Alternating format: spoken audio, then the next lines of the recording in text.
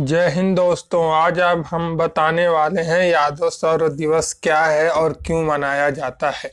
यादव सौर दिवस 18 नवंबर 1962 को हुए भारत चाइना युद्ध के सौर दिवस के रूप में मनाया जाता है, क्योंकि यहाँ पे 120 जवानों ने लगभग 5000 चीनियों को भारत में घुसने से रोक दिया था और 1300 से अधिक चीनियों को मौत से घात उतार दिया था।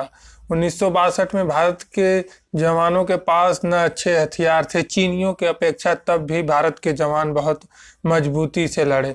इस उपलक्ष्य में यदुवंशी महासभा तथा यादव समाज के लोगों द्वारा यादव सौर दिवस मनाया जाता है, क्योंकि उसमें से 99% जवान यादव समाज के ही थे तथा 114 जवान लड़ते लड़ते शहीद हो गए थे 120 जवानों में से। इस उपलक्ष्य में यादव सौर दिवस यादव समाज बहुत धूमधाम से 18 नवंबर को मनाता है तथा उन वीर शहीदों को याद करता है। वो रेजांगला चौकी एक ऐसी चौकी थी जहाँ पे चीनियों का नज़र पड़ी हुई थी, क्योंकि वहाँ पे भारतीय वायुसेना का एक बेस भी था। चीनी उसको कब्जा करना चाहते थे, इसलिए वहाँ पे बहुत सैनिक के साथ चीनियों ने आक्रमण किया था, लेकिन भारतीय जवान बहुत मजबूती से लड़े थे और 114 जवान शहीद हो गए थे। इसमें अधिकतर जवान अहिरवाल के थे, जो आधा राजस्थान और साउथ हरियाणा के पाए जाते हैं, और कुछ जवान यूपी और बिहार मध्य प्रदेश के भी थे और बहुत वीर गति से प्राप्त हुए। इस युद्ध में सबसे अधिक सेना मेडल इस कंपनी को पाया गया, 13वीं कुमाऊं रेजिमेंट से नाम, जिसे वीर अहिर भी कहते थे।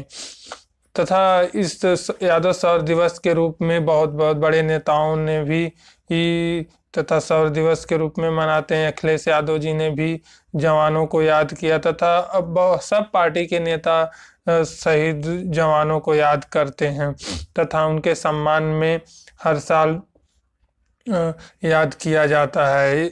18 नवंबर को यादव सौर दिवस के रूप में ट्विटर भी ट्रेंड करता है। यादव सौर दिवस एक अनोखा इतिहास है आज़ाद भारत का। ये युद्ध ऐसा माना जाता है, बहुत कम दुनिया की ऐसी सेना है जो छोटी सेना थी, जो एक बड़ी और ताकतवर, अपने से 100 गुना ताकतवर सेना को रोक रखा था। उसी में से ये युद्ध तथा हमारे भारतीय जवानों को सौर गाथा के लिए याद किया जाता है। भारत उस समय ठंडियों का मौसम था, -30 डिग्री के आसपास टेम्परेचर पहुंच जाते थे तथा भारतीय जवानों के उस समय चीनियों की अपेक्षा अच्छे कपड़े भी नहीं थे। माना जाता है जब भारतीय जवानों के सेनाओं के जो हथियार खत्म हो गए थे, तो भारतीय जवानों ने एक एक चीनियों को 10-10 अपने हाथों से मारा, क्योंकि अधिकतर जवान खेल कूद पहलवान से साउथ हरियाणा के पाए जाते थे।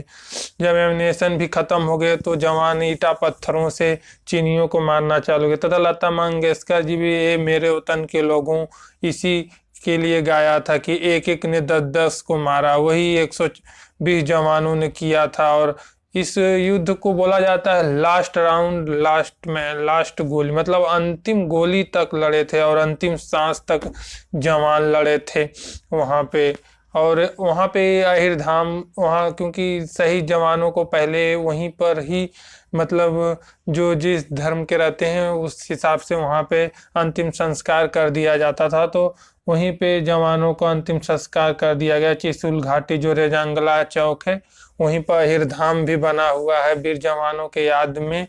तथा आपको ये दिखा रहे हैं ये तस्वीर उन जवानों के जब शव खोजे जा रहे थे 3 महीने बाद युद्ध के, तथा वहीं पर वहाँ पे उनका दाह संस्कार कर दिया गया हिंदू रीति रिवाज से, और वहीं पर अहिर धाम का निर्माण किया गया। बहुत पर्यटक वहाँ पे घूमने जाते हैं तथा बहुत गर्व महसूस होता है जवानों को। 4 सेना मेडल मिले थे और एक अति विशिष्ट सेना मेडल परमवीर चक्र भी मिला था इस यूनिट को। तथा ये यूनिट बहुत ही घातक मानी जाती थी उस जमाने की। चीनियों ने भी हार मानकर भारतीय सेना को सम्मान में अपनी गने रखकर ऊपर लिखा था the bravest of the brave Veer Ahir.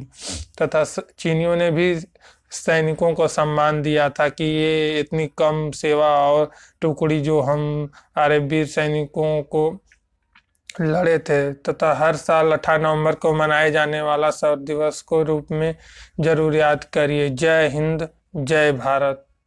कृपया वीडियो को अधिक शेयर करें। जय हिंद, जय भारत।